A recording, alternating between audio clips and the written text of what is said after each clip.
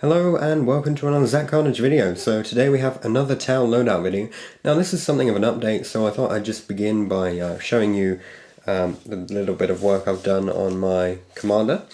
He was having a bit of trouble because the model was leaning quite far back. And what I've done is I have remounted him on a hammerhead turret here as a base, and I fouled it down a bit.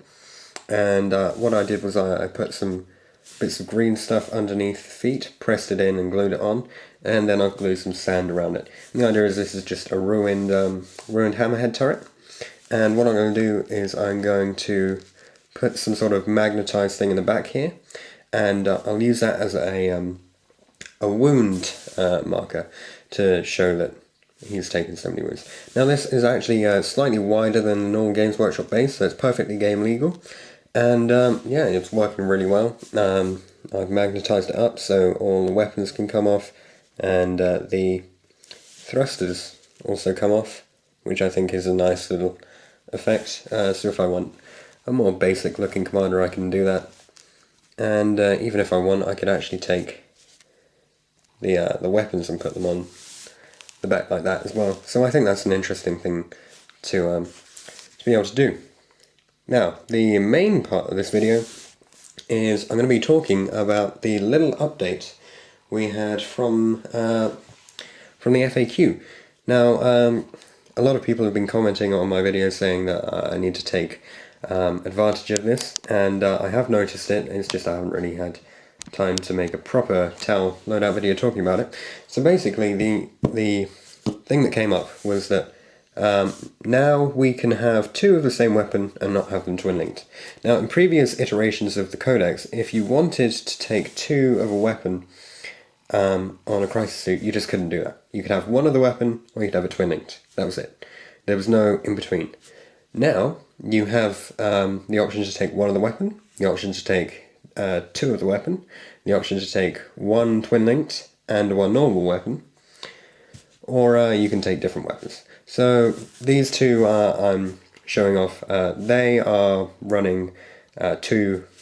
Well, this is what I would say is two different weapons. So this guy, they both got two individual missile pods.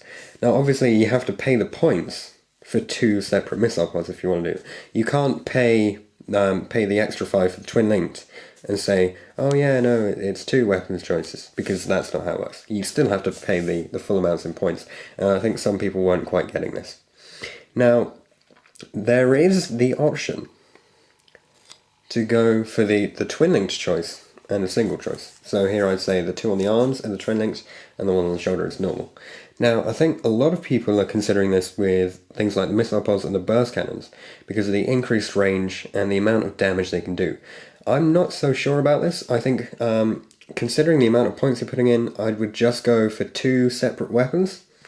So you're just spending 15 on each one and just run that. And I think that actually works as a really good option for having two crisis suits, or maybe three if you want them. But I think two with two drones is a very survivable, very maneuverable and strong unit that you can stick in. And I really think that the missile pods are going to be the go-to choice for this sort of thing.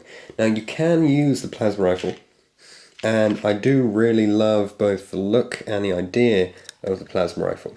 The only problem I have is that I tend to roll badly when using it. So I've been put off a little bit by that. And also I don't have very many of the actual plasma rifle molds. I have 4 of them, and then I have I think 5 or 6 missile pods, so I've got quite a few more of those. And finally, from my commander video, I was talking about how I'd run him with the cyclic ion blaster and then a twin-linked missile pod. Now, because of the FAQ update, this would obviously be changed. So I'm still going to run him controlling the drones. So how can I do this in an interesting way? Okay, put the thruster pack on.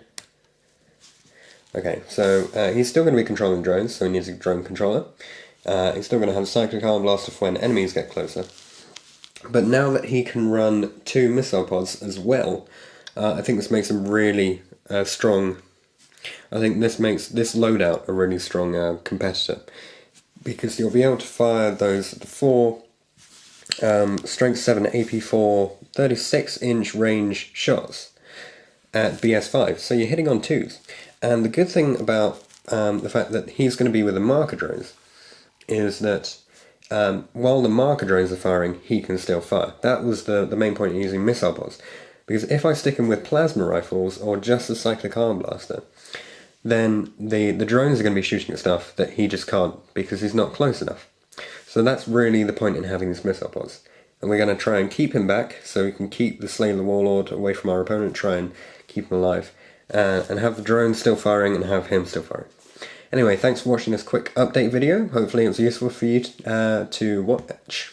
Hope you enjoyed it. Don't forget to leave any comments you have down below. Check out my subscriber competition on the channel page, and I'll see you guys in the next video.